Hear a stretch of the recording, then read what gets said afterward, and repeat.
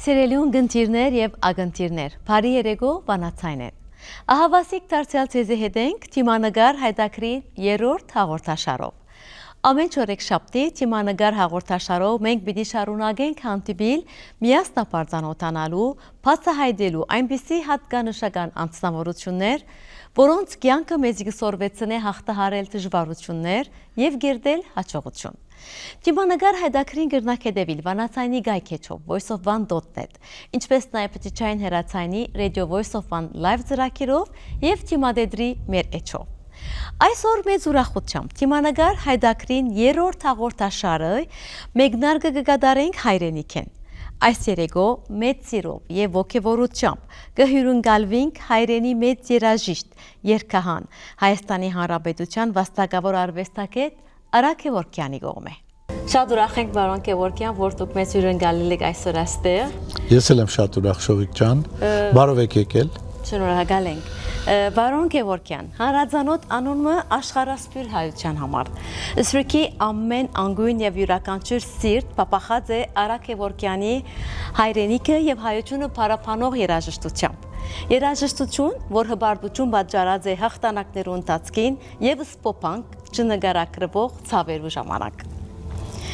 Այսօր մեծ հետաքրքրությամբ պիտի բեղենք եւ Երևան հանենք ձեր հաջողության գաղտնիքները եւ այն աստակները, որոնք երդած են Արա Գևորգյանին անհատականությունը։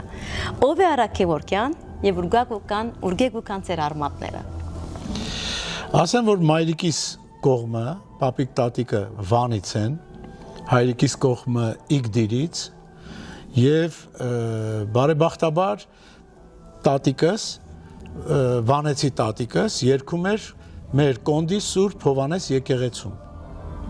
Պապիկս եկեղեցու խորհրդի անդամ էր կամ նախագահն էր, ես լավ չեմ հիշում։ Ինչքան գիտեմ շատ պաշտոն ուներ եւ պապիկս էլ էր շատ լավ երգում եւ մայրս երգչուհի Վալյա Սամվելյանը, որը ժողովրդական երգերի փայլուն կատարող էր, փայլուն։ Շատ ես իր երգերը շատ բարձր եմ գնահատում։ Հայրս թառ էր նվագում եւ Երևանի Սարքաշինական գործարանի ժողովրդական գործիքների նվագախմբի ղեկավարն էր, մայրս էլ երգում էր, իրանք գնում էին ամբողջ գյուղերով, շրջաններով համերգներ էին տալիս, ինձ էլ տանում էին իրանց հետ։ Մի խոսքով, իսկ որ այդտեղ լսում էի ժողովրդական երաժշտություն։ Երբ որ ինձ չէին տանում իրանց հետ, թողնում էին տատիկի մոտ։ Տատիկն էլ որ եկեղեցում երգում էր, ինձ տանում էր գնում էր աշխատանքի, ինձ տանում էր եկեղեցի բոլոր պատարակները նստել լսել եմ։ Եվ որ գնում էի դաշնամուրի, արդեն նվագում էի դասական երաժշտություն։ Հետո որ մի քիչ արդեն դպրոցը ավարտելուն մոտեցավ ավարտին, հանրակրթական դպրոցը, նվագում էի նվագախմբում, լուսաբաց,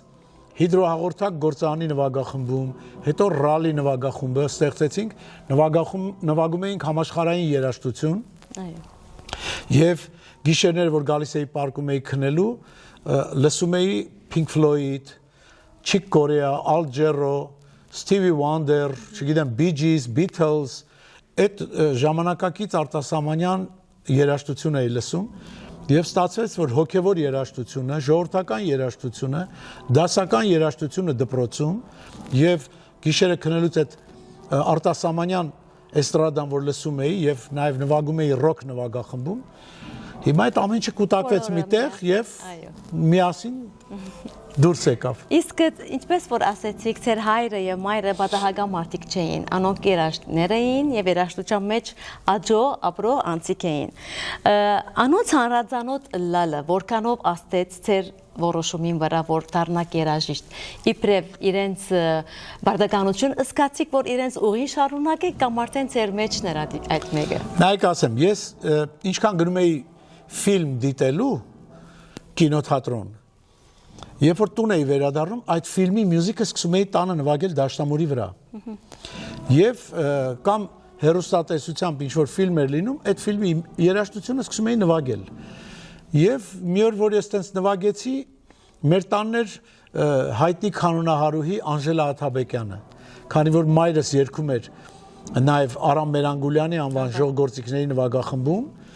ասեց, բա Արայի երաժշտական դպրոց չեք տվել։ Բաման ասեց շուտով, ոնց թե շուտով, վաղը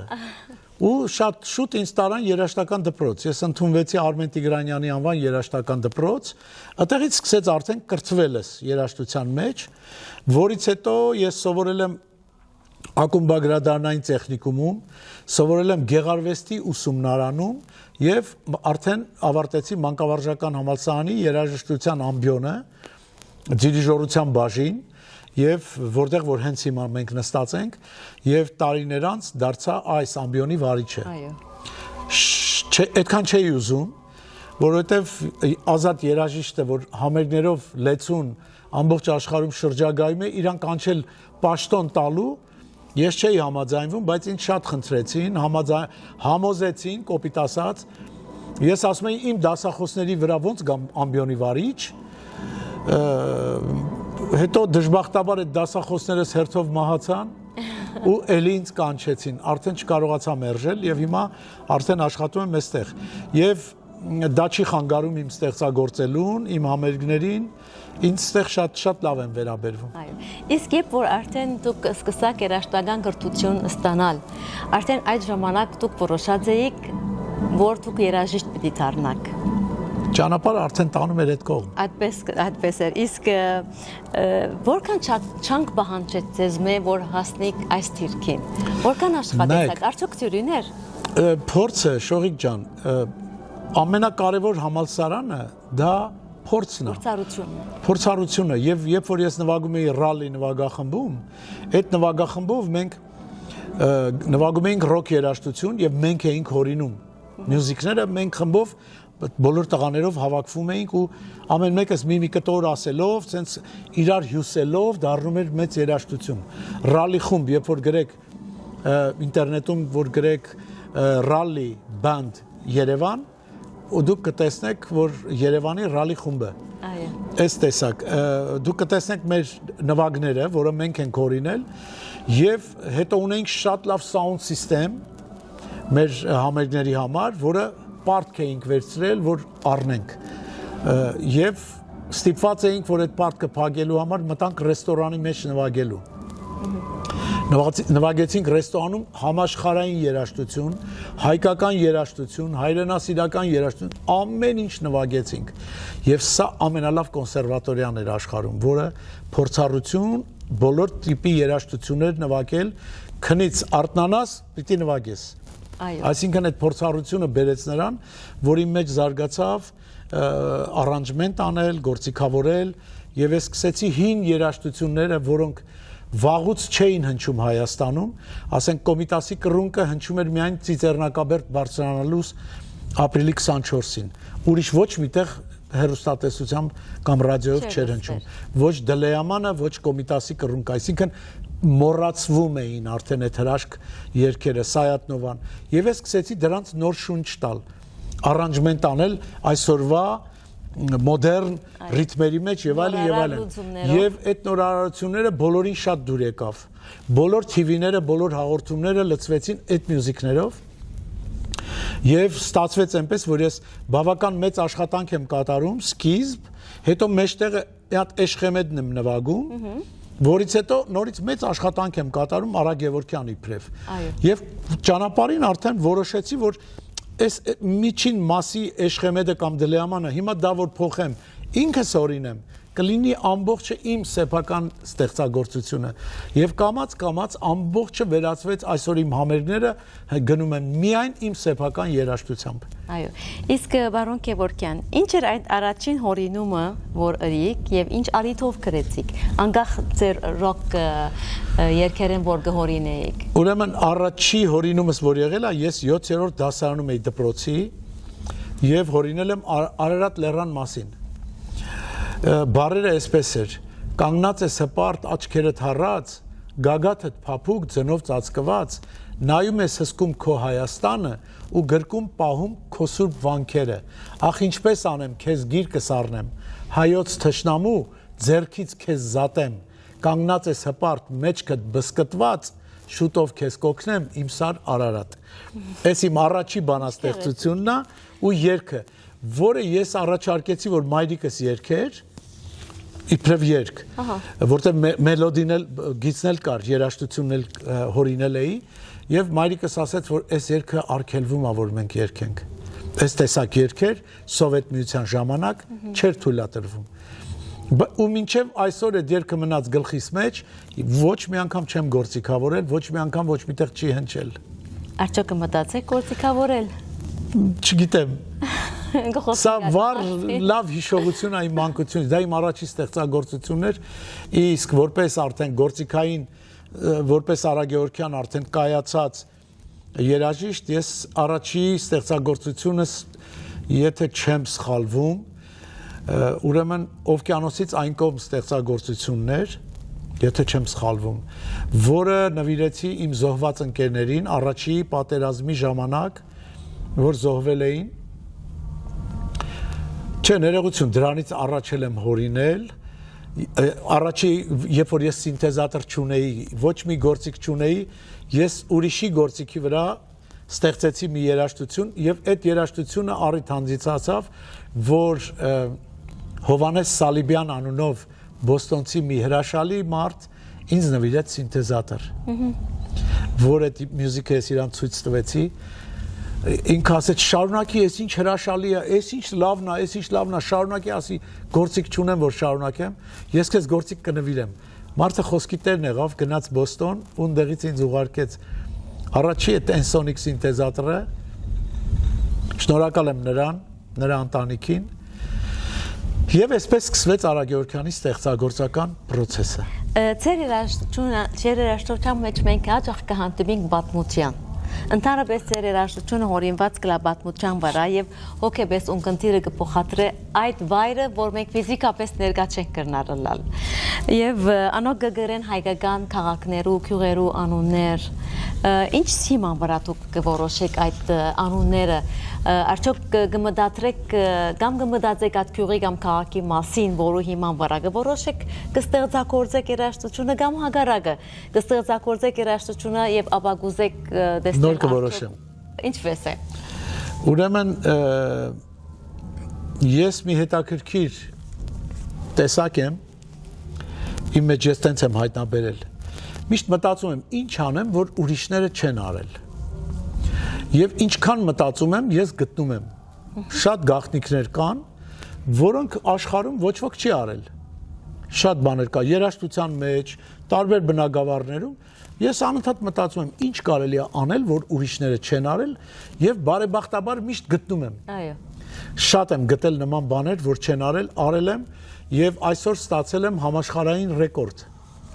Այո։ Ես հիմա ունեմ 3 համաշխարհային ռեկորդ։ Այո, մենք գրանցված։ Դուք տեսաք սերտիֆիկատը։ Խոսենք այդ մասին, որտեղ մեզ ուրախություն մեզ է։ Նայեք, ինչի էր այդ ռեկորդները ինչի համար տրվեց։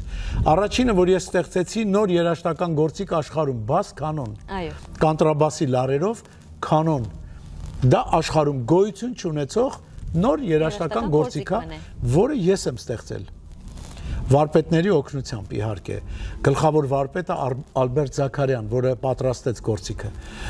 եւ ելի տարբեր վարպետներ, որոնք մյուս մասերը պատրաստեցին։ Եվ այս գործիքը եւ կանոններով, որ գրել էի Երևան, տեսահոլովակ ունեմ Երևան անունով, 200 կանոնով, սա էլ ներկայացրի միջազգային ռեկորդի եւ շահեց ռեկորդը, եւ Ջիվան Գասպարյանի 90-ամյակին ես վարպետին ասեցի, վարպետ, ուզում եմ 90 դուդուկահար բերեմ ձեր ծննդյան օրը նվագեն։ Ասեց Արա ջան, անհնար բան ես ասում։ Անհնար, տենց բան չի եղել, չի էլ կարող լինել։ Շատ վարպետը տենց կտրուկ ասեց, բայց ես բերեցի 112 դուդուկահար։ Հրավիրել էի, շատ էին եկել։ Եվ հենց այս դահլիճում կայացան մեր փորձերը դուդուկների հետ։ Եվ օպերայի բեմահարթակի վրա վարպետի 90-ամյակին 112 դուդուկահարով նվագեցին ամեն հայր սուրբ ստեղծագործությունը,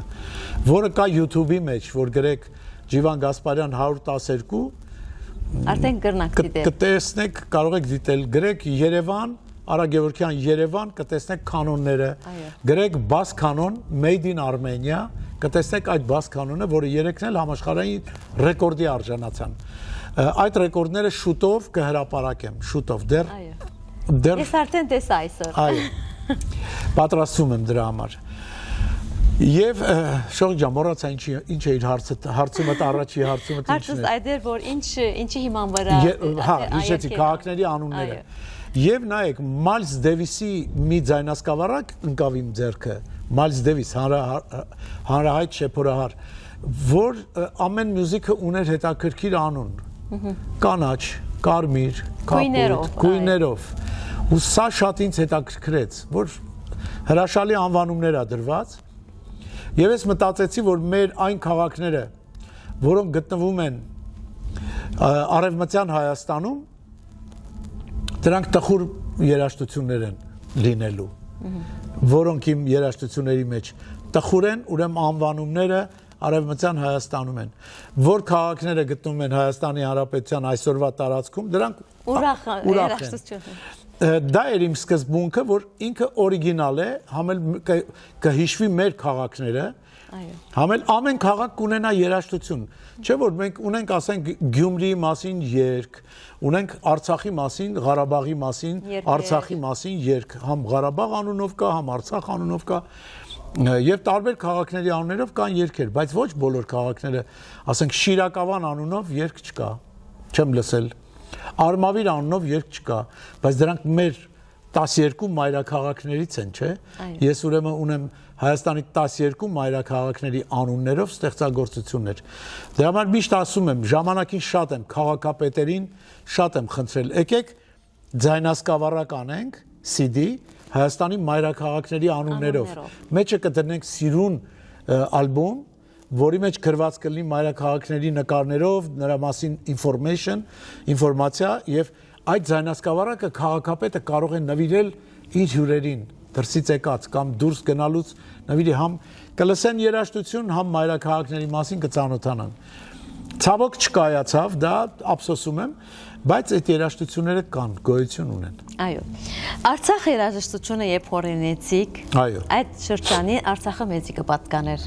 Եթե այսօր հորինեիք Արցախ երաժշտությունը, ինչ բան պիտի փոխվեր երաժշտության մեջ, ինչպես պիտի լարգարուցվածքը։ Նայեք ձեզ մի բան ասեմ, ուրեմն Արցախ երաժշտությունը ամեն նոտա ունի իր պատմությունը։ Ամեն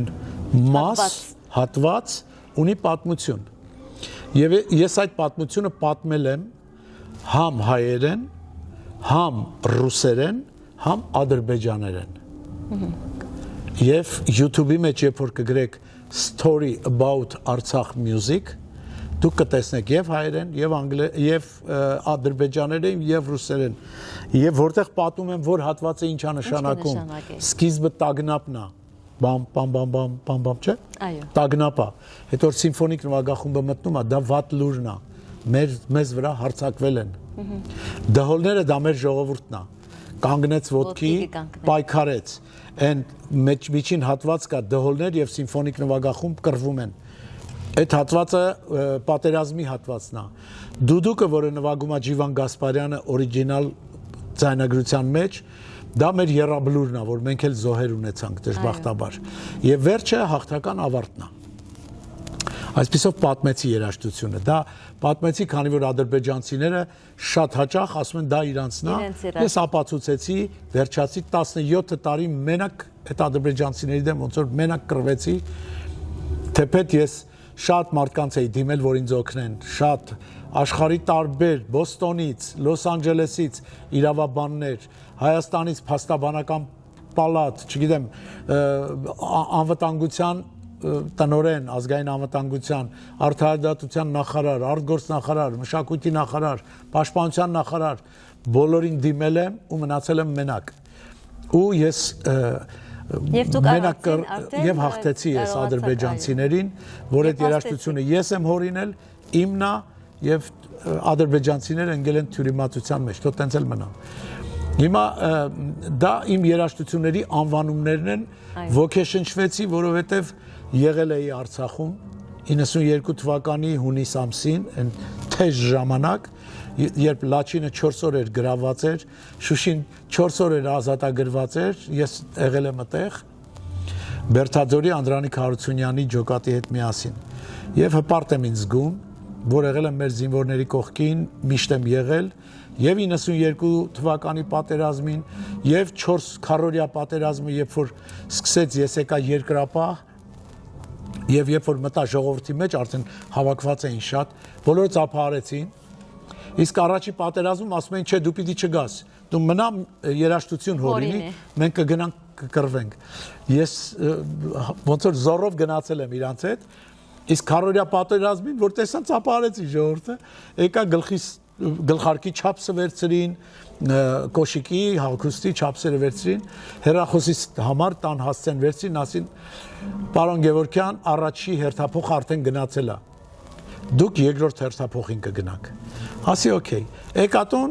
երկրորդ օրն էր պատերազմի։ Եկատուն երեկոյան Արկադի Տեր Թաթևոսյանը, հրաշալի մեր գեներալը, ազգային հերոս, ասեց էլ մի եկեք, տեղ չկա։ Եվ 2 օր հետո ավարտվեց պատերազմը։ Բարեբախտաբար ավարտվեց։ Իսկ այս 44 օրյա պատերազմին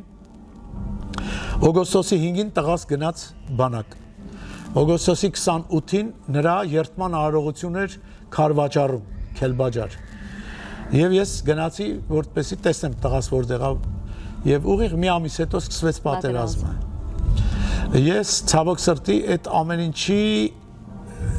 որ ասեմ մեջն էի, մեջը չէի, կողքն էի, եւ էլի մեր զինվորների կողքին էի։ Շատ եմ ափսոսում, բայց այսօր որ Արցախ երաժշտությունը գրեմ, ինքը կլինի այդ նույնի արդեն անողներ կան, կլինի մինորի մեջ ու տխուր, բայց անպայման, եթե ես հորինեմ, անպայման վերջում կլինի հուսադրող, որովհետև ես իմ հույսը երբեք չեմ կորցնում, որ ով ինչ ուզում է թող ասի, ով ինչպես ուզում է թող մտածի, բայց գոյություն ունի ճշմարտություն, որը ի վերջո հաղթում է։ Արդարությունը հաղթում է վերջում։ Մենք բոլորս տենց ենք դաստիարակվել եւ ամբողջ աշխարհի բարին հաղթում է միշտ։ Happy end-ով է վերջանում, միշտ բարին հաղթում է, չէ։ Ես վստահ եմ, որ Արարատ լեռն էլ, Արցախն էլ կլինեն մերը։ Որովհետեւ դա է արդարը։ Մարդիկ պետքա ոչ թե ես ասում եմ մենք կուժեղանանք, կգրավենք կամ չգիտեմ ինչ կանենք, իհարկե զորանալը անպայմանապետ եւ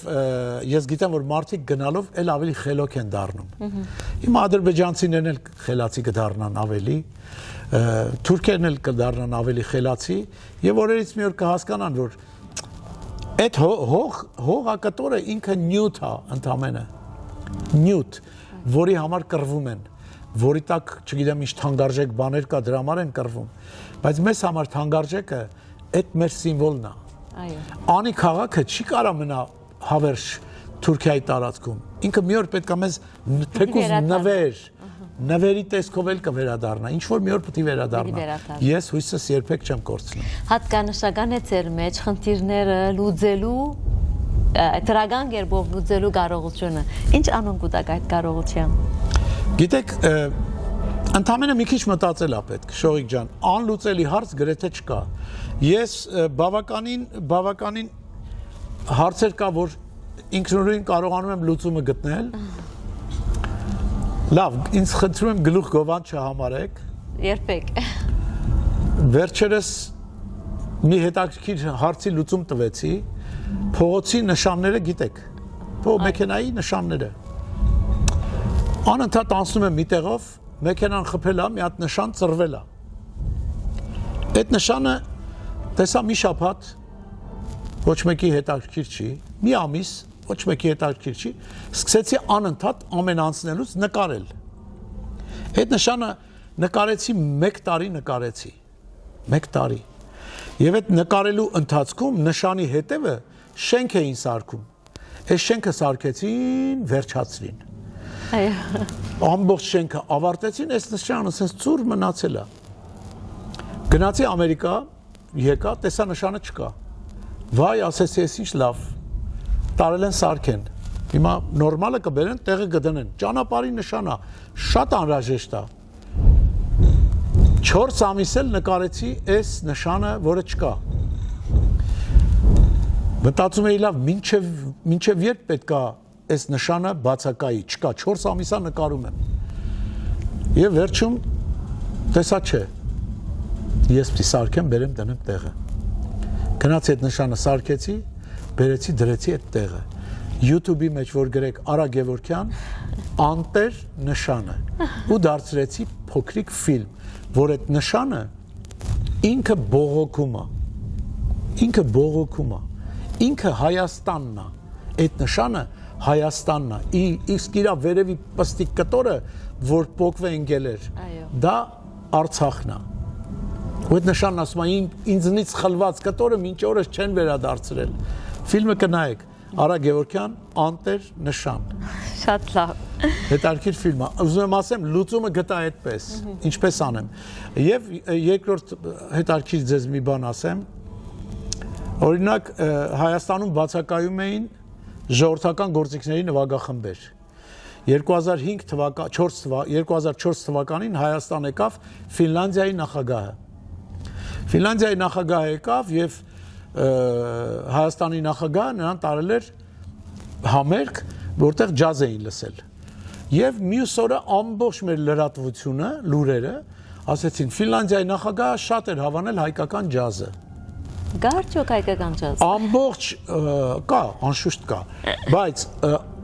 ամբողջ եթերը մենակ դա էր ասում։ Ֆինլանդիայի նախագահը շատ էր հավանել հայկական ջազը։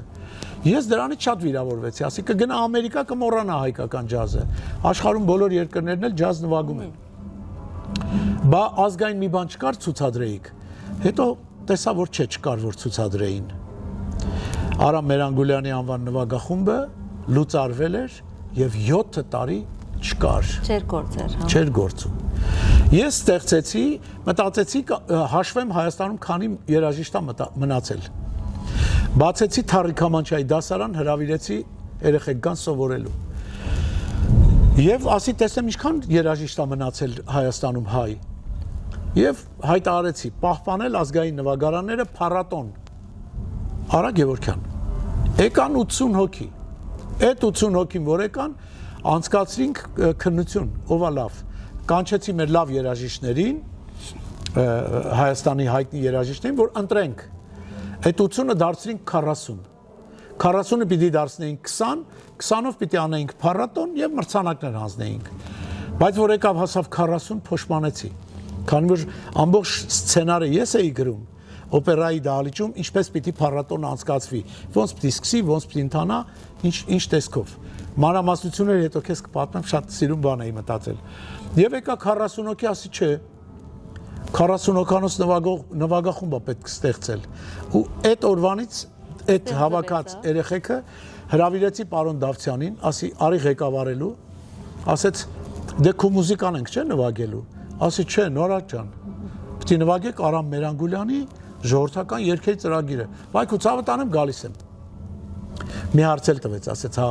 մամայի աննով է կոչվելու, ասի չէ 3 հատ սիմֆոնիկ ունենք, 2 հատ ջազ բենդ ունենք, ազգայինը չունենք։ Եվ ստեղծեցի ազգային նվագարանների պետական նվագախումբը։ Հետո ընկա դռնեդուր բոլոր ղեկավարների մինչև հասավ վարչապետ եւ նվագախումբը դարձավ պետական։ Այսինքն լուծումը կարողացա գտնել։ Այո։ Եվ Հենրիկ Անասյանին անշուշտ կիմանաս կոմպոզիտոր մեծ Ամերիկայում է հիմա ապրում, ասեց գայլի վիզը ինչու է հաստ, որովհետեւ իր գործերը մենակ է անում։ Հիմա նույն պարագայում ես եմ ամեն ինչ մենակ եմ անում, երբեք պրոդյուսեր չեմ ունեցել։ Ունեցել եմ Ամերիկայում իմ ընկերս, որը թողարկեց իմ ձայնասկավառակները եւ համերգներս կազմակերպեց։ Բայց աշխարհում ես ուրիշ պրոդյուսեր ինձանով զբաղվող որևէ մեկը չկա։ Իսկ այսօր իբրև հայկական երաժշտության եւ հայ երգի Արտուն Վահակ, ուր կդեսնեք այսօր հայկական մշակույթի եւ այերքարվեստի սահմանները։ Նայեք, դժբախտաբար Շողիկ ջան, մեկ-մեկ ասում եմ գոնե առաջ գոնե ռաբիզ երաժշտությունը հայերեն էր։ Այսօր դարձել է ռուսերեն։ Եվ մեր հարսանիքներում, մեր խնջույքների մեջ ռուսերեն լեզվով ռաբիզ երգ է հնչում, պարային երգ, լավ, ռաբիզ չասենք, որ մարդիկ շատ չնեղանան։ Այդ տեսակ երգերը հնչում, բոլորը պարում են, բայց երգը ռուսերեն է։ Ես վախենում եմ վաղը կդառնա պարսկերեն, հետո կդառնա թուրքերեն, ու մենք դրա տակ կսկսենք ստիպված վարժվել։ դա շատ վատ է, որովհետև դժբախտաբար կասեմ, որ ոչ բոլորին է վերաբերվում, բայց շատ հեռուստաընկերություններ պարզապես որոնք իրանց մեջ սկի չունեն տենց երաժշտական հաղորդումներ։ Արիտ կստեղծեն այդ տեսակի երաժշտություն թերևս։ Պետք է շատ պրոպագանդել ազգային երաժշտությունը։ Պետք է շատ պրոպագանդվի մեր հայրենասիրական, մեր երկիրը գովերքող երգերը, որ մեր երեխեքը ախր գորգի վրա որ նստած խաղում են, գորգի վրա խաղալիքներով, հենց մուլտֆիլմը սկսվում, իրանք նայում են իրանց այդ քարթուն անգլերեն, այդ մուլտֆիլմն են նայում, իրանց սիրելի ֆիլմը, հենց ֆիլմը վերջանում է, նորից խաղում են, չէ՞, այդ ժամանակ պետք է հեռուստատեսությամբ հնչեցնես հայկական, դասական, ազգայինը, մոդեռնը, հոգևորը, բոլորը պետք է տաս, որ այդ երեխայի երակի մեջ մտնի։ Իսկ այդ իրանց այդ երեխու հաղորդումը վերջանում է, հետևից սկսում է մի հատ ծովափին մեր աղջկերքով կամ ավտոները շարած էժան տեսահոլովակներ են ցուցադրում, որը այս երեխեքին չի կրթում։ Իսկ այս իբր հայ երաժշտության արդի հայ երգի մեջ, այս խոհանոցի մեջ ինչ կբացի։ Այդ խոհանոցի մեջ պակասում է հենց մեր ազգայինը, մեր հայկականը, անարատը, եւ մենք գնալով երբ որ մեր արմատից հեռվանում ենք, մենք հեռվանում ենք մեր լեզվից։ Եթե մենք նայում ենք մեր շուրջը այսօր ինչ է կատարվում, տեսնում եք, որ շատ անգլերեն բառեր մտել է մեր խոսակցականի մեջ, առաջ բան չունեմ ասելու, առաջ էլ ռուսական շատ բառեր կային, բայց դա գովելի չի, բայց երբեք այդ ռուսական բառը հեռուստատեսությամբ չէիք լսի երբեք, որ ռուսական, մեր հայկական հեռուստաալիքում ռուսերեն բառ հնչեր հայերեն տեքստի մեջ, նման բան գոյություն չուներ։ Դա փողոցում մեր խոսակցական կենցաղային լեզվի մեջ շատ էինք օգտագործում ռուսական բառեր։ Ոնց որ հիմա կարող ենք օքեյ ասենք, ամերիկյան կամ անգլիական այդ բառը օգտագործենք, էլի նորմալ է, բայց եթերում դա մտնում է այդ փոքր երեխեքի մեջ։ Եվ ինչքան շատացնում ես, սկսում են բառերը փոխարինել հայերենին։ Այսօր ասում են Լուքաս ոնց է։ Նայում ես ասում ես, արա, բա տեսք բառը։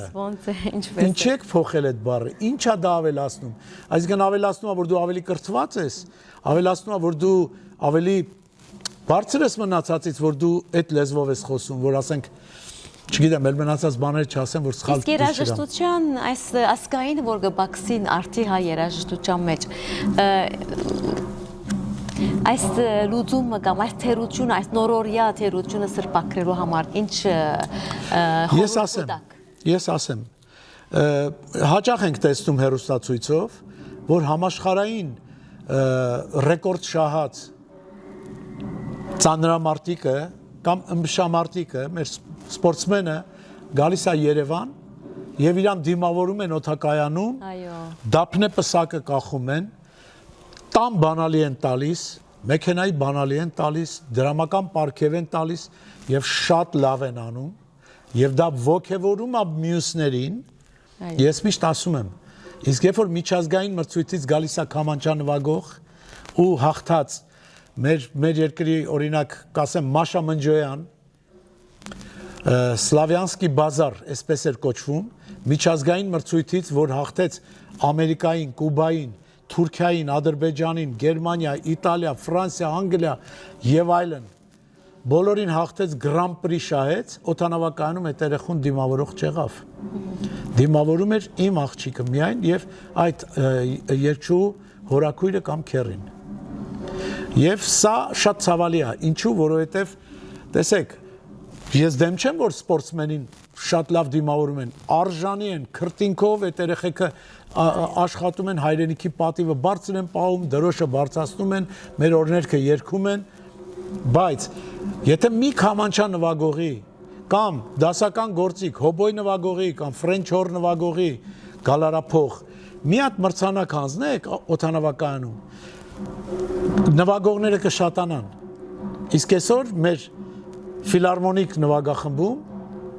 օտարազգի են նվագողների մի քանի հոգին։ Ինչու? Որովհետև Հայաստանում այդ գործիքը չկա։ Ինչ անի ստիպված մեր դիրիժորը։ Ինչ անի մեր Էդվարդ Թոփչյանը։ Ստիպված վերցնում, որովհետև բարձր որակ ապահովելու համար պետքա բարձրակարգ երաժիշտ։ Դրա համար, քանի որ մեր մոտ արդեն դիմորդներ չկան դպրոցներում, որովհետև չգիտեն գալարափող դա ինչ է նշանակում։ Փողոց դուրս եկեք հարցրեք։ Շատ բան չգիտեն։ Փողոց դուրս եկեք դուդուկի երկրում ենք ապրում։ Այս երկիրը կոչվում է դուդուկի երկիր, չէ՞։ Այո։ Հիմա դուրս եկեք փողոց, ցանկացած մեկին հարցրեք, քանի դուդուկահարի անուն գիտի։ Կասեն Ջիվան Գասպարյան, Գևորգ Դաբաղյան, Կամո Սեյրանյան։ Ես երդվում եմ, որ համոզվեք, 4-րդ էլ չեն կարող ասել։ Այս 3-ն էլ չեն կարող։ Դուդուկի երկրում, այսինքն այդ մարդիկ հայտնի չեն դառնում են երկրում, ինչու։ Ինչպես որ Ինչու ազգային նվագարան նվագող երաժիշտները հայտնի չեն։ Նույնիսկ երկիչ։ Ոչ մեկի անուն չեն կարող տալ։ Այո։ Դուրս եկեք փողոց։ Բոլոր ալիքներով, որովհետև մենակ երգում են։ Գործիքային երաժշտություն չկա։ Ես միայն հայկական TV-ները նկատի չունեմ։ Ամբողջ աշխարհն այդպեսին։ Հիմա որ ալիք ուզում ես միացրու, բոլորը երգում են։ Իսկ դուք ինչ ժանր երաժշտություն չեք սիրել լսել։ Բոլոր տիպի երաժշտությունները ունեն իրենց ամենաբարձր որակը,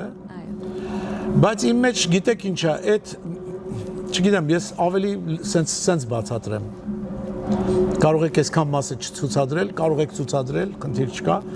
բայց ասեն գնում եմ խնջույքի, չէ, հարսանիք։ Երբ որ հնչում է երաժշտություն, որը ես չեմ սիրում, ես թողում դահլիճից դուրս եմ գալիս։ Ես չեմ նստի զորով լսեմ այն երաժշտություն, որը չեմ սիրում։ Իսկ մեր հարսանիքներում այդ իմ չսիրած երաժշտությունը այսօր մի քիչ շատ է։ Արդեն անունները որ չասեմ, այս հոդվածը որ այսքան մասը դնեք,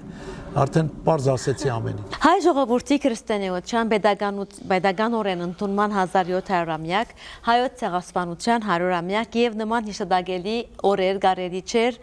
նշվել առանց Արաքեվորկյանի ցնցիչ ստեղծագործություններուն եւ համերգներուն։ Ինչ կսպասե Արաքեվորկյալ դարձյալ հանդես գալու հայ հանդիսադեսին արչեւ, ինչ արիթ կսպասեք։ Շողիկ ջան, ուրեմն նախ գամ այդ սկզբի ասած թեմաներին, ուրեմն ցեղասպանության 100-րդ տարելիցը դուք գիտեք, որ դե 100-րդը մի քիչ ցավը մեծ է լինում եւ ուզում ենք ավելի ասելիքը շատ լինի եւ Ադանա երգը, երբ որ 90-ամյակին գրված էր, դարձավ երգ 90-ամյակին 2005 թվականի, իսկ 15 թվականին գրվեց երգ Remember, խոսքերի հեղինակ ամերիկացի Դանիել Դեքեր նորից եւ հայերեն տարբերակը կանք ու կլինենք, որը Լևոն Բլբուլյանն էր խոսքերի հեղինակը, գրվեցին հրաշալի բառեր, երգը ուրեմն ձայնագրեցի մեր պետական երգչախմբի եւ ազգային ֆիլհարմոնիկ նվագախմբի, ազգային երգչախմբի ֆիլհարմոնիկի հետ միասին։ Եվ երբ որ իմ Հայաստան փառատոն պետք է լիներ, երգչախմբերի փառատոն Հայաստանում, ես դիմեցի Սփյուռքի նախարարին, ասելով, որ այս երգը եկեք ուղարկենք բոլոր երգչախմբերին, ովքեր գալու են Հայաստան, փառատոնին մասնակցելու, թող վերջին երգը սա երգեն։ Այո։ Լսեց, շատ ուրախացավ եւ այդ երգիչները եկան Հայաստան երգեցին։ Ինչու եմ սա պատմում։ Ծիծեռնակաբերդում 700 մասնակից։ Ֆիլհարմոնիկ, ազգային երգչախումբ, 500 հոգանոց երգչախումբ, մոտ 700 հոգի Ծիծեռնակաբերդում չհաշված նկարահանող խումբը եւ այլն եւ այլն։ Եվ դրան գումարվեց, շնորհակալ եմ իմ բոլոր ընկերներին Սփյուռքում բնակվող, որոնք նույն երգը ձայնագրեցին Մոնրեալի երգչախմբի հետ, Չիլիի երգչախմբի հետ, Փարիզ, Եգիպտոս, Բուենոս Այրես եւ այդ բոլոր երգչախմբերը, որոնք պատի վրա ցուցադրվեցին, դուք տեսել եք դա։ Այո։ Ցավ եմ ապրում, որովհետեւ այդ տեսահոլովակի շնորհանդեսը արվեց Հոլիվուդի, Լոս Անջելեսի Հոլիվուդի Օսկարների դահլիճում, Dolby Theater, Օսկարները որտեղ են հասնում, այդ դահլիճում արվեց այդ առաջի ցուցադրությունը։ Եվ այսօր որ նայում ենք մի շարքային երգ, մի քանի միլիոն դիտում ունի, եւ այս երգը 20-25 հազար դիտում ունի, շատ եմ ափսոսում, որ մեր երիտասարդները արժեքներից կտրված են եւ իրանց համար մի հատ պարզունակ մի երգ կարող է շատ ավելի գրավի եւ շատ view ունենա, քան ազգային երաժշտական այս մեծ աշխատանքը, որի վրա շատ մարդ է չարչարվել, այո, պիտի դա տարածեն, պիտի դա սփռեն, պիտի դա, գիտեք, պիտի այդ view-ների ռեկորդ պետք է սահմաներ հայության մեջ։ Իսկ գրեք Արա Գեորգյան Remember YouTube-ի մեջ ու տարածեք, որովհետև կտեսնեք ինչ մեծ աշխատանք է, վերջում նկարները կենթանանում են։ Մենք կանք ու կլինենք, մեզ չեն կարող մեր արմատը կտրել, ցանկացել են մեզ ոչնչացնել, բայց չեն կարողացել։ Եվ իմ ցավը դրա մեջ է։ Դրա համար տարբեր տեսակ առիթներին ես միշտ մտածում եմ, օրինակ Երևանի 2800-ամյակին նվիրված արեցի Երևան տեսահոլովակը կանոններով, 200 կանոնով։ Դրա համար այդ տեսակ նախաձեռնություններ կարողանում եմ մտածել, իսկ այսօր ես հիմա ստեղծել եմ երկմասանի մի ստեղծագործություն, որը արդեն քանի տարի է տանջվում եմ դրա վրա, տարիներ են արդեն, որի շատ դժվար է ինքը։ Առաջին մասը նվիրված է մեր զոհված երեխաներին, մեր զինվորներին, զոհվածներին, 44 օրյա պատերազմի զոհված երեխեքին է նվիրված եւ ընդհանրապես իրանց։ Եվ երկրորդ մասը կոչվում է հաղթելու ենք։ Երկրորդ մասը շատ ագրեսիվ, ռոքի մեջ, դասականի մեջ, շատ ագրեսիվ երաժշտություն է, որ իր մեջ երկրորդ մասը պարունակում է նաև առաջին մաս, եւ դա ուզում եմ անպայման տեսահոլովակի վերածեմ, որ մայրերը փնտրում են իրանց կորած երեխաներին։ Ինքը շատ ազդեցիկ, շատ մեծ բան է, չեմ կարողանում վերջացնեմ, նստում, միացնում եմ, սկսում եմ լաց լինել։ Այդ մեկ, եւ այսօր ես սկսել եմ մի նախագիծ, շատ մեծ նախագիծ, որը հույսով եմ կավարտեմ, շատ բարդ է, շատ։ Ուրեմն պատկերացեք, պատմում եմ ինչ եմ ստեղծել հիմա։ Ուրեմն բոլորս գիտենք, որ մեր երկիրը բաժանված է, դժբախտաբար, բաժանված է սևի ու սպիտակի։ Առաջ գոնե բաժանված էր տարբեր կուսակցությունների մեջ, այդ կուսակցությունները իրար հետ լավ չէին։ Նույնիսկ գիտեմ, որ երեխաներ չէին ամուսնանում ժամանակին։ Եղել եմ եւ Լիբանանում, եւ Սիրիայում եղել եմ, եւ այդ ամեն ինչը ոնց որ տեսել եմ իմ աչքով, որ իրար թշնամի ենք դառնում կուսակցականները։ Դժբախտաբար եւ բարեբախտաբար այսօր ոնց որ այդքան ծանր չի։ Բայց Հայաստանում այդ վարակը մտավ Հայաստան եւ ազգը բաժանեց երկու հավասար մասերի։ Սևեր, սպիտակներ։ Եվ այս սևեր սպիտակները կռվում են։ Իմ այսօրվա նախագիծը հաշտեցնել սևերին ու սպիտակներին։ Եվ ինչով հաշտեցնել։ Ինչ ձևով, այո։ Ես պատմում եմ ամեն ինչ, դուք պատկերացրեք։ Այո։ Երգում է մի աղջիկ առանց բառերի, երգում է տխուր մի երգ առանց բառերի, հետո այդ երգի տակից մտնում է ներվ, երաժշտություն, լարվածություն ստեղծող, եւ այդ լարվածություն ստեղծելու վերջնամասում երկու դհոլահար են իրար դեմ կանգնած, մեկը սև հագած, մեկը սպիտակ, ու այս երկուսը իրար նման են։ Երկու եղբայր են հարազատ, զույգ, որոնք ստեղ սովորում են, իմ ուսանողներից են, իրար շատ նման են։ Հեսա նկարը ցույց կտամ։ Եվ այս երկուսը սև ու սպիտակ, այսինքն որ իրար նման են, ուրեմն սա նույն մարդն է։ Այո։ Հայ են ու սև ու սպիտակ։ Սա հայհոյում է դհոլով, նա հայհոյում է, պատասխանում է դհոլով, նվագով։ Այո։ Երկու տակտ սա, երկու տակտ սա։ Հետո էլի երկու տակտ, էլի երկու տակտ, հետո սրանք սկսում են շատանալ։ Դառնում են 500 դհոլ սպիտակ, 500 դհոլ սև, այսինքն 1000 դհոլով եմ անում։ Եվ այս երկու տակտը դու երաժիշտ ես դրա համար եմ ասում։ Երկու տակտը դառնում է մեկ տակտ։ Այսինքն արագանում է հայհոյանքը, հետո դառնում է մի տակտի մեջ կիսվում են, ավելի են արագանում հայհոյանքները։ Ես դրա փորձը դուք տեսել եք, ունեմ, երբ որ Ռոնի Բարակը մեր դհոլահարների հետ նվագում են երկար, հետո կամաց կարճանում է ու սկսում են իրար ավելի մոտ։ Մի խոսքով էս 1000 հոգի դհոլչին, սև ու սպիտակ, սկսում են իրար հայհոյել։ Այնքան արագանում հայհոյանքը, որ խառնվում են իրար, էլ իրար չեն լսում։ Այդ հայհոյանքը 4 տակտ գնում է այս աղմուկը, բոլորը նվագում են, ամեն մարդ ինչ ուզում նվագում է, իր հայոյանքն է տալիս։ Եվ այդ մեջտեղով վազում է տարած հակած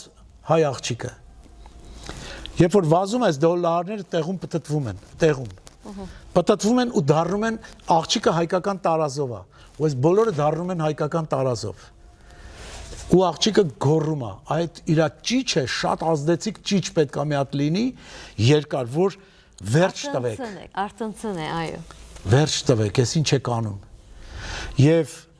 սա ոչ միտեղ չեմ պատմել, առաջի անգամ եմ պատմում։ Ու այդ վերջ տվեկից հետո խորը շունչ է գալիս, ծանր շունչ այդ վազելուց հետո, եւ այս բոլորը սկսում են նվագել մեր քոչարու ռիթմը։ Դամ դամ դամ դամ դամ դամ դամ մեծ դհոլներով, փոքր դհոլներով, 1000 հոգով, պատկերացնում եք, ու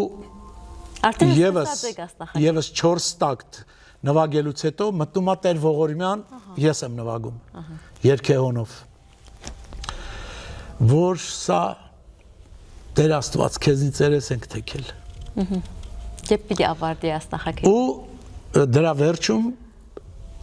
Տեր Ողորմյայի վերջում հուզվեցի։ Մտնում է քոչարին զուռնաներով։ Եվ այդ զուռնաներին միանում են երևի էլի մի 1000 հոգանոց բարի խումբ, որը հենց հիմա այդ պարն են փորձում։ Արդեն ամեն ինչ ընթացքի մեջ է։ Հիմա հագուստների մասին արդեն մտածել ենք, թե ոնց ենք անելու։ Ձեռքերի տեղ, գլխին հագված սևերը եւ սպիտակները, վերջում որ սա հանում են, տակից տարազներով են։ Հիմա մնում է որ գտնեմ հովանավորներ, որ այս տարազները կարենք, մնում է հովանավորներ, որ նկարահանման աշխատանքը կատարենք, ով որ կցանկանա կանգնել այս նախագծի կողքին, ազգը հաշտեցնելու նախագիծ, ժողովրդին իրար միացնելու նախագիծ, որ էլ չհայոյենք, էլ թշնամի ման չգանք իրար մեջ։ Ձեր վարձքը գադար բարոն Գևորգյան, վստահ եմ, որ շատ հրաշալի կորց պիտի լայս վերջին ձեր ծրագիրը։ Ուրիշ հարցեր ունեմ, պիտի հարցնեի Շարլ Ազնավուր, Հովհաննես Չեքիջյան եւ ուրիշներ ունեն իրենց համար նվիրված հատուկ երգեր։ Ով պիտի լա հաջորդը։ Ով որ արժանի լինի, կտեսնենք։ Իսկ ով կգործեք, որ այժմ մեր երաժիշտներն գրնա կարող է Արա Գևորգյանին համար երգը հորինել։ Ես տենց բանի մասին չեմ մտածել, չեմ մտածում, երբ որ մեկը կցանկանա անել, կարող է անել։ Ես օրինակ երգ գրեցի Շարլ Ազնավուրի Մահվան գիշերը, եւ երգը կոչվում է Շնորհակալ ենք քեզ, մեր Շարլ։ Եվ այդ երգը այսօր շատ մեծ թափով գնում է առաջ։ Ինչու՞։ Որտեվ հայերեն երգը Մահվան օրը գրվեց, ֆրանսերեն թարգմանվեց հաջորդ օրը, մի ամիս հետո իսպաներեն, հետո արաբերեն, հետո պարսկերեն, հետո չեխերեն, հետո բուլղարերեն, ով կարող է ինձ օգնի, որ էլ ուրիշ լեզվով թարգմանենք, սիրով, սա պետք է մտնի Գինեսի ռեկորդների մեջ, որովհետև աշխարհում ոչ մի երգիչ իր մասին տենց երգ չունի։ Ոչ Լուչանո Պավարոցին, ոչ Ռեյ Չարլզը, ոչ Մայքլ Ջեքսոնը, ոչ Ուիթնի Հյուսթոն կամ այդ հայտնիներից ոչ մեկին չեն ասել շնորհակալություն քեզ, որ մեզ համար այսքան երգել ես։ Դա համար Շարլ Ազնավուրի այս երգը նվիրելը կարծում եմ շատ արժանի էր եւ 95-ամյա Հովհաննես Չեքիջյանի 95-ամյակին ես նվիրեցի, արդեն հիմա 90 կարծեմ 7 է։ Եվ իր մասին երգ գրվեց, բառերն եմ ես գրում։ Երգը այսպես է. լայն բացված թևերով երգիդ հետ ես ճախրում։ Մեր սերն ու մեղեդին սփռում ես աշխարհում։ Մատների թրթիրով, հմայիչ հայացքով երգիդ կյանք ես տալիս, որ ապրի դարերով։ Խմբավար մոգական, հերոս հայ, պատվական, կսիրենք մենք քեզ միշտ, մեր հզոր Չեքիջյան։ Աստված առողջություն եւ երկար կյանք։ Թող մեր մեծերին պետքա մեծարել։ Պետքա մեր կողքի ապրող հերոսին պետքա տեսնել։ Ընդհանրապես դուք հատկանշվիք ձեր մեծերու ավելի այսպես ծառայելու կամ բոլոր ովքեր ինձանից տարիքով մեծ են, ես իրանց ծառայում եմ, վերաբերվում եմ իրանց հետ Իսկ երիտասարդության բաժինը ուր է։ Երիտասարդության բաժինը այստեղ է։ Այո։ Օրինակ այսօր ես ձեզ կներեք, որ սա ասում եմ, ինքնագովեստ չհամարեք, ես գլուխգովան մարդ չեմ, ունենք աղջիկ դհոլահար, դուք տեսաք ձեր աչքով, քիչ առաջ։ Այդ աղջիկը մոտեցավ ինձ, ասեց պարոն Գեորգյան, ուզում եմ քամանչա նվագել սովորեմ։ Ես ունեի մեր տանը քամանչա, որը ինձ նվիրել է վարպետ Ալբերտ Զաքարյանը, բայց աղեղը չկար։ Այսօր առավոտ արթնացել եմ, գնացել եմ աղեղ եմ ճարել։ Իմ ընկերոջը խնդրել եմ, իրան ուրիշ գործիք եմ նվիրել, որ ինքը ինձ մի հատ աղեղ նվիրի։ Բերել եմ այս աղջկա համար, որ ինքը քամանչա նվագել սովորի։ Այսինքն ես երիտասարդներին, ովքեր հայրենասեր են, ովքեր մեր ազգայինի մեջ են, ես իրանց կողքին եմ։ Այո։ Ովքեր սիրում են իրանց արտաքին տեսքը ավելի շատ, քան ազգը կամ չգիտեմ, ավելի կարևոր արժեքներ, ես թող իրանք էլ իրանց կողքին իրանց նման մարդ գտնեն։ Շատ լավ։ Լավ, մենք մեր հաղորդումի կամ հարցազրույցի ավարտին ունենք կարճ 10 հարցում պատասխաններ։ Առաջինը պիտի լա, ինչ գույն ունի Արա Գեորգյանի կյանքը։ Արա Գեորգյանի կյանքը, շատ, էդ ինչ բարդ հարց տվեց Գեորգյան։ Ես սիրում եմ շատ գույներ, տարբեր գույներ։ Սիրում եմ սևը։ Այդ գույնը ինձ համար նախընտրելի է, որովհետև ներկա պահին ուրախանալու ոչ մի բան չկա, բայց ինչու՞ չէ, նաև սպիտակն եմ սիրում, մոխրագույնն եմ սիրում։ Մի խոսքով, չկենտրոնանամ գույների մեջ, ես սիրում եմ արևի գույնը, ես սիրում եմ արևը, ես սիրում եմ պայծառություն, ես սիրում եմ կյանքը, սիրում եմ անտառը, սիրում եմ անտառի գույները, բնության բոլոր գույները, չեմ կարող ասել, որ գույնը ավելի շատ։ Միշտ ինձ տեսնում են սև հագված, սև հագուստով։ Ճիշտ ասած, Գտնանք հատկանշական գույն ասել այժմ ու ձեր կյանքին։ Կամ ինչ գույն ուներ, հանկարծ դրվակ պատահեցավ եւ այդ գույնը փոխվեցավ ձեր Կարծում եմ գույնի եթե վերացենք, մեր ամբողջ ժողովուրդը ուներ հանդարտ գույն, որպեսի ոչ մի գույնի չնեղացնեմ, հանդարտ, սիրուն գույն, այսօր ունի անհանգիստ գույն։ Իսկ ինչ բան գցավցնե Արա Գեորգյանը։ Ինձ ցավացնում է դավաճանությունը, անտարբերությունը, որ տեսնում եմ շրջապատում, ինձ ցավ է պատճառում, երբ որ մարդիկ իրանց ծխախոտը գցում են փողոցում, մեքենայի պատուհանից շպրտում են, առանց հաշվի առնելով, որ սա իրանց տունն է։ Երբ որ տունը հյուր է գալիս, ասում են շուտ արեք, հավաքեք, հյուր ունենք։ Տունը ավելի կոկիկ սարքես, բայց մեր տունը օդանավակայանից է սկսում, ես էլ մեր ընդհանուր բոլորիս տունն է, ինչ ենք ծխախոտը շպրտում, դա ինձ ցավ է պատճառում, այդ անտարբերությունը։ Պատերազմներ, գորուստներ, հաղթանակ, հաջողություն, շատ բան փոխվեցավ մեր կյանքի մեջ։ Ինչ բան անփոփոխ մնաց Արա Գեորգյանի կյանքում։ Անփոփոխ մնաց, որ ես էլի սիրում եմ իմ հայրենիքը, անփոփոխ մնաց, որ ես սիրում եմ հային ու ապրում եմ Հայաստանում։ Իսկ ինչպես կհամեմատեք ընտանիք եւ արվեստ, որքան բաժին կդրամատրեք յուրաքանչյուրին ձեր կյանքի մեջ։ Գիտեք, որ մարդ ամուսնանում է, ունի արդեն պատասխանատվություն։ Եվ դու պատասխանատու ես քո ընտանիքի անվտանգության համար, ջերմության համար, ստամոքսի համար, անշուշտ, եւ կրթության համար, եթե զավակներ են ծնվում, դա քո անձնական պարտավորությունն է, որտեղ եթե կինը մտավ տուն, իր անվտանգությունը, իր սնունդը, իր ջերմությունը դու պետք է ապահովես։ Նաև անվտանգությունը, եթե երեխա ծնվեց, ուրեմն նաև կրթությունը։ Այո։ Պետք է կրթես այդ երեխային, պետք է լավ մարդ դարձնես։ Այս ամենը հոգս է դառնում, երբ որ դու ստեղծագործական կյանք ունես, եւ տանը չկա մեծ մայրիկս չկա, որ ինքը օգներ, ասենք հարսին, բալիկին, ես էլ գնայի մտնեի իմ ստուդիո, ստեղծագործեի։ Ստիպված այդ ամեն ինչ անում եմ գիշերը։ Որ լույսը բացվում է, նոր գալիս եմ քնելու, այդ շատ դաժան է։ Այո։ Ինչ բան եք վախնակ։ Ես վախենում եմ միայն Աստծո պատիժից։ Իսկ դարիներ երբ մտիկ ընեք ձեր ստեղծագործությունները, արդյոք մի բան փոխելու գարիքը կսկաք։ Այո, ես շատ կցանկանայի, որ փոքր ժամանակ, երբ որ գնացել եմ Դաշնամուրի, Այո։ շատ կերազեի, որ ոչ մի դաս բաց չթողնեի ու շատ ավելի աշխատասեր լինեի ու ավելի շատ լավ տիրապետեի երաժշտական գործիքներ տարբեր։ Կուզենայի շատ լավ նվագեի, շատ լավ։ Իսկ երբ հետադարձ ակնարկում եք ձեր անցյալին, կամ ձեր կյանքին ընդհանուր, որ ժամանակաշրջանը կուզեիք վերաբերել, մանկություն, մատանեկություն, երիտասարդություն։ Բնականաբար ամեն տարիք ունի իր գեղեցկությունը, մանկությունն էլ իր հմայքը ունի։ Հիշում եմ, որ նստած էի կարուսել, չգիտեմ, կարուսել։ Այո։ Եվ պտտվում էր ջրի վրա նավակները, պապիկս ինձ բան էր տալիս, ուտելիք էր տալի, ես մեջը նստած ուտելով պտտվում եմ, դա մինչև այսօր հիշում եմ, շատ գեղեցիկ է։ Պատանեկության տարիներին, երբ որ նոր սկսեցի նվագել արդեն,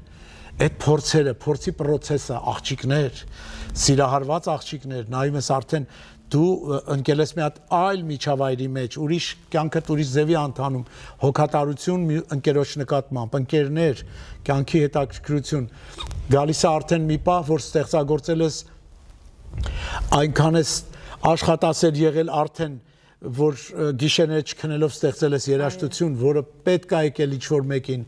ասենք Գորիս քաղաքի օրներքն եմ գրել, Մասիս քաղաքի օրներքն եմ գրել,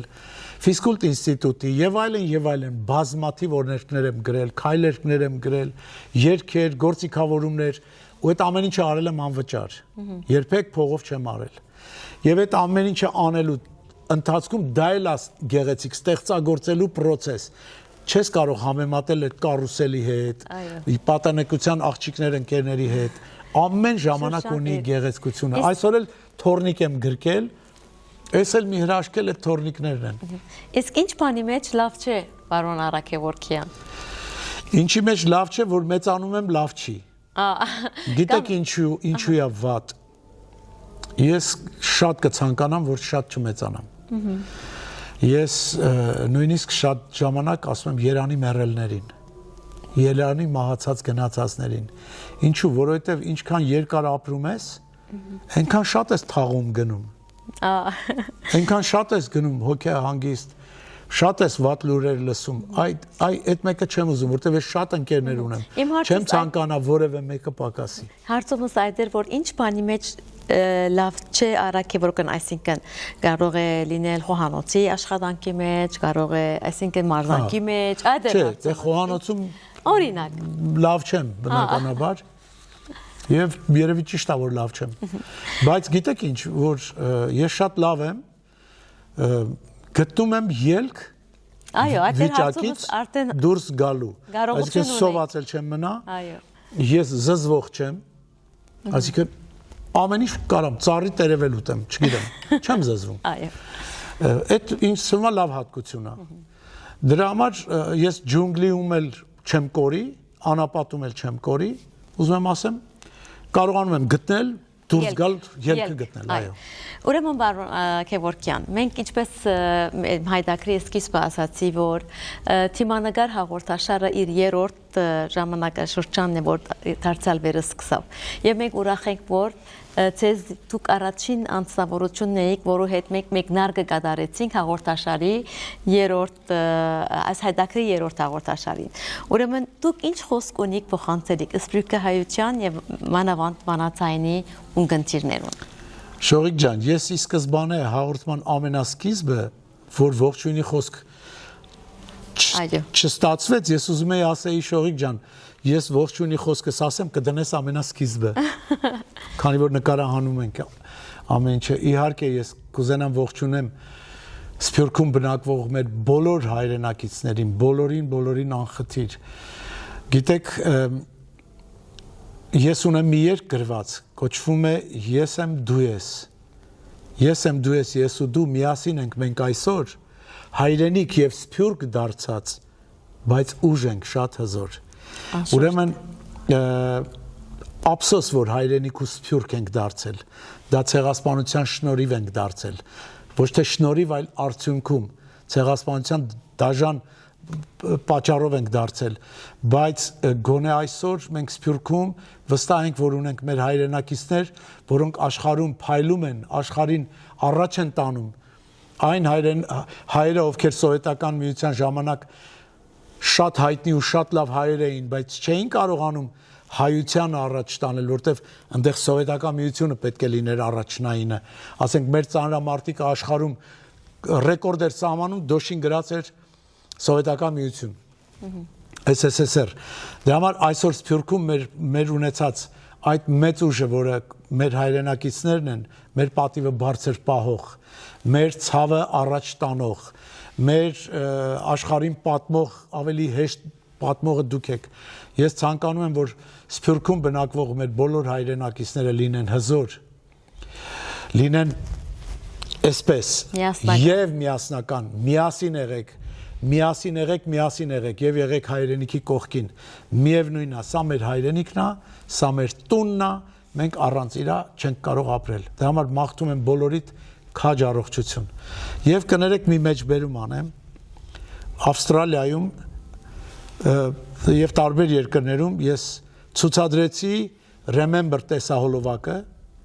որը Ծիծեռնակաբերդում ասի եւ հարց տվեցի, ով կարող է ասել ինչքան գումար է ծախսված այս տեսահոլովակի վրա եւ թվեր գրվեցին, թվեր ասեցին, ես ցուցադրեցի 0, որովհետեւ ձեր ենք բռնել Հովանես Չեքիջյան, Էդվարդ Թոփչյան, Արա Գևորգյան, Սփյուռքի նախարարություն, քաղաքապետարան, Ծիծեռնակաբերդի ղեկավարություն, ոստիկանապետ, որպեսզի կարողանանք այդ գործը եւ Սփյուռքում բնակվող իմ ընկերներին, որոնք գտան մյուս երգչախմբերին։ Այսինքն, այս միավորվելը մեզ պետքա մեր ազգությունը պահպանելու, մեր մշակույթը պահելու համար մենք պետքա սիրենք իրար։ Ես ունեմ նաև տեսահոլովակ, որ գրեք Արա Գևորգյան, պետք է սեր, կլսեք նաև այդ երգը։ Բարոն Գևորգյան, շնորհակալ եմ հրավերի համար։ Ես շատ շնորհակալ եմ, որ դուք մեզ հյուրընկալեցի գաստել։ Շնորհակալություն, որ դու ինձ տվեցիր հնարավորություն, որ ես այսքան բան կարողանամ պատմել, սիրտս բացել։ Եվ եթե ինչ-որ մի բան սխալ եմ ասել, ինձ կներեք։ Խնդրեմ։ Անսխալ մարդ չկա։ Ես էլ իմ հերթին շատ սխալներ եմ անում, որը աշխատում եմ էտիմ արած սխալը ազգին վնաս չլինի, իմ ընտանիքին վնաս չլինի, ինձ որ վնաս լինի ոչինչ։ Հաջողություն ձեր ապակա ծրագիրներուն եւ հուսանք մոդորեն նոր ձեր տեսահոլովակը, նոր ստեղծագործությունները արդեն Սիրով, միասին էլ համագործակցենք, որովհետեւ դուք հրաշալի երգչուհի եք եւ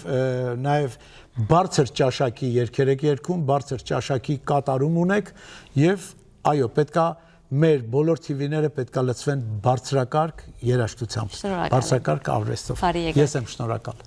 Հարգելի ունգընտիրներ, այսպիսով գփագենք մեր հետաքրքրական հանդիպումը։ Գիշեցնենք, որ թեմանագար այսօր հյուրընկալվեցավ Հայաստանի Հանրապետության վաստակավոր արվեստագետ եւ երաժիշտ բարոն Արա Գևորգյանի կողմեն, որուն հետ մեր զրույցը թող ոգեշնչում դառնա մեր բոլոր յուրաքանչյուրին։ Շնորհակալություն ձեր ունկնդրության համար, ձեզ հետ էր Շողիկ Տորոսյանը։ Մեր հաջորդ հանդիպումը հառաջիկա չորեքշաբթի բացահայտելու նոր անձնավորությունը եւ անոր հաջողության գաղտնիքները։